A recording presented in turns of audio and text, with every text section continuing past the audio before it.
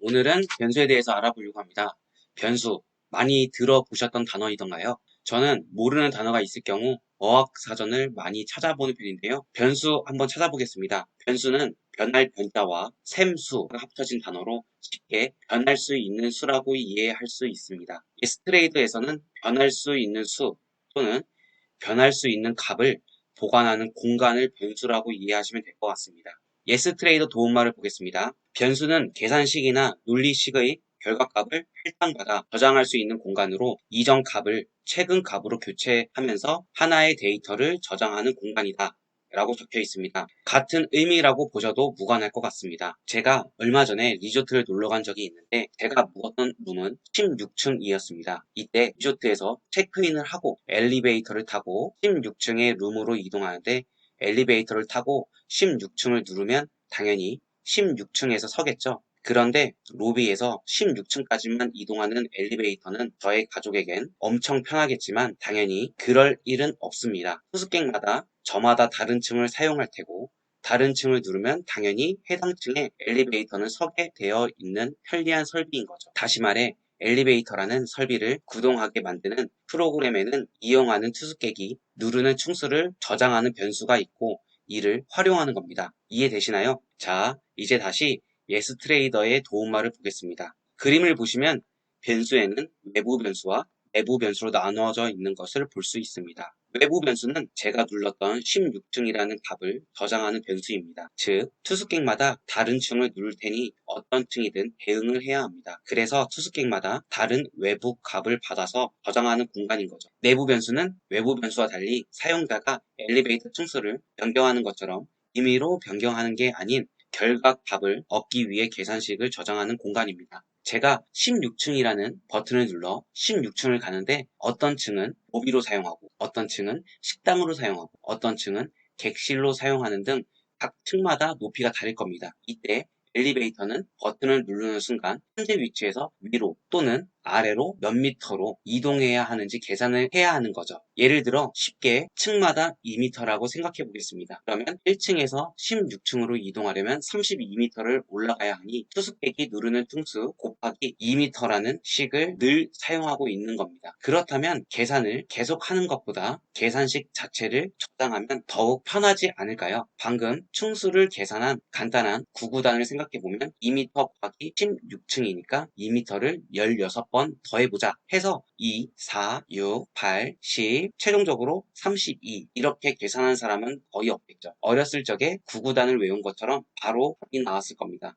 이처럼 구구단이라는 계산식을 저장하는 공간이 바로 내부 변수입니다. 다시 예스트레이더 도움말을 보겠습니다. 변수 이용 장점을 먼저 보고 세부적으로 살펴보도록 하겠습니다. 변수를 사용하면 복잡한 내용을 반복적으로 작성함으로 인한 오류를 줄일 수 있고 식 내용이 시각적으로 더 간략해지므로 수식을 독해할 때 더욱 수월하게 된다. 변수를 사용함으로써 얻을 수 있는 가장 중요한 장점은 계산 속도의 향상이다. 동일한 계산의 반복 횟수를 줄여주므로 계산 작업에 대한 부하가 감소함으로 해서 속도가 증가되고 더욱 효율적으로 프로그램이 운영되게 된다. 라고 적혀 있습니다. 하단의 예제 그림을 보면 선뜻 와닿지는 않을 겁니다. 대신 이런 문장을 여러 번 사용한다고 생각해 보세요. 위의 그림은 크로스업과 크로스다운이라는 함수를 사용할 때마다 ma라는 함수를 사용해야 합니다. 컴퓨터는 인풋으로 선언한 peerread라는 외부 변수를 갖고 와서 크로스업이라는 함수를 계산합니다. peerread라는 외부 변수 저장 공간을 먼저 만듭니다. 그리고 크로스업이라는 함수를 계산하는데 크로스업은 두 가지 매개 변수 중 앞에 값이 뒤에 값보다 낮았는데 높아지는 순간을 인식하는 함수입니다. 차트의 봉 한 개가 완성될 때마다 이렇게 전체 문장을 읽어주고 계산하게 되는데요. 크로스업 첫 번째 매개 변수는 종가를 뜻하는 C가 있습니다. 그리고 두 번째 매개 변수는 MA, 즉 이동평균선을 계산하는 함수의 결과값입니다. 그럼 크로스업을 계산하다 말고 다시 계산을 하게 됩니다. 읽어보겠습니다. 종가를 뜻하는 C가 적혀 있으니 종가 값을 기준으로 피어리드 기간 동안 평균을 계산하는 함수네요. 위에 외부 변수 값은 20이니 20개 봉의 종가값을 평균을 내고 지금의 종가가 20개의 평균 종가를 크로스업, 즉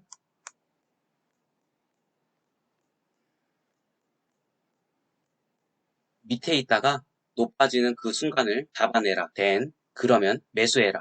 그리고 하단의 if 제형도 똑같이 이해하시면 됩니다. 컴퓨터는 차트의 봉이 완성될 때마다 해당 계산을 각 봉의 계산에 결과를 저장해야 합니다. 한 번만 계산하고 끝내는 게 아니라 차트에 이렇게 여러 봉이 있을 겁니다. 이 봉마다 이 식이 이렇게 저장이 되어 있는데 새로운 봉이 완성되는 순간 또다시 반복으로 이렇게 저장을 하게 되어 있습니다.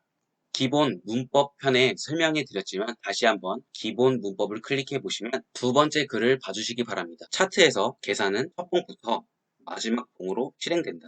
수식을 차트에 적용하게 되면 차트의 첫 봉부터 마지막 봉 쪽으로 순차적으로 움직이면서 각각의 봉에서 작성한 내용을 계산하여 실행하게 된다 라고 적혀 있습니다. 이전에 이동평균선을 보면서 설명해 드렸었는데 기억나시나요? 봉이 완성될 때마다 맨 왼쪽의 봉부터 방금 완성된 현재의 봉까지 계속 계산을 하고 저장하는 걸 반복한다고 보시면 됩니다.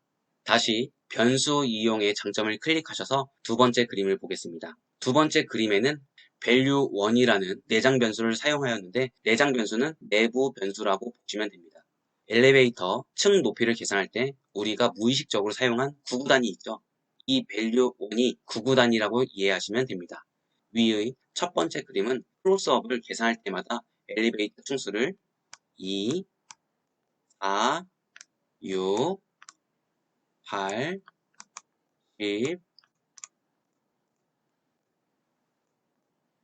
최종적으로 32 이렇게 하나하나를 더하기를 해서 총 32 값을 구했던 방식이라면 아래의 두 번째 그림은 크로스업을 계산할 때마다 엘리베이터 층수를 16층이면 32, 10층이면 20 이렇게 딱딱 순식간에 나오게 하는 하나의 계산식 저장 공간입니다. 예를 들어 종가를 1이라고 보고 20개의 봉의 변화가 없을 경우를 생각해 보세요. 첫 번째 그림의 이동평균선 계산은 1을 이렇게 20번을 더하고 더한 횟수인 20으로 나누어 평균인 1을 구합니다. 두 번째 그림은 value1이라는 내장 변수를 사용을 해서 종가가 1이라는 것을 알려주면은 바로 1을 계산을 할 수가 있습니다. 계산은 여기 위에서 한 번 했기 때문에 변수를 부르면 바로바로 값을 사용할 수가 있는 겁니다. 이해되시나요? 예스트레이더 도움말의 맨 하단의 글을 읽어보겠습니다. 물론 위와 같이 간단한 식에서는 1번 계산과 2번 계산은 차이는 없다고 볼 수 있다. 하지만 동일 계산식에 대한 반복이 하나의 수식에서 여러 케이스가 있다면 수식의 가독성에 영향을 많이 주게 된다. 그러므로 변수를 이용하여 보다 작은 메모리나 연산 시간으로 해답을 얻을 수 있게 수식을 작성해 주어야 한다 라고 적혀 있습니다. 중요하기 때문에 이렇게 변수 이용의 장점이라고 별도로 목차를 만들어 강조한 게 아닐까 싶습니다.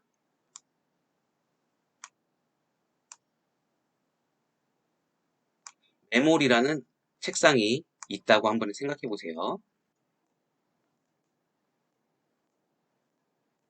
그리고 하얀 종이가 놓여져 있습니다. 이 하얀 종이 위에 그림을 그린다고 생각해 보자고요. 하얀 종이가 수식을 적는 예스랭귀지 편집창이라고 생각하시면 됩니다.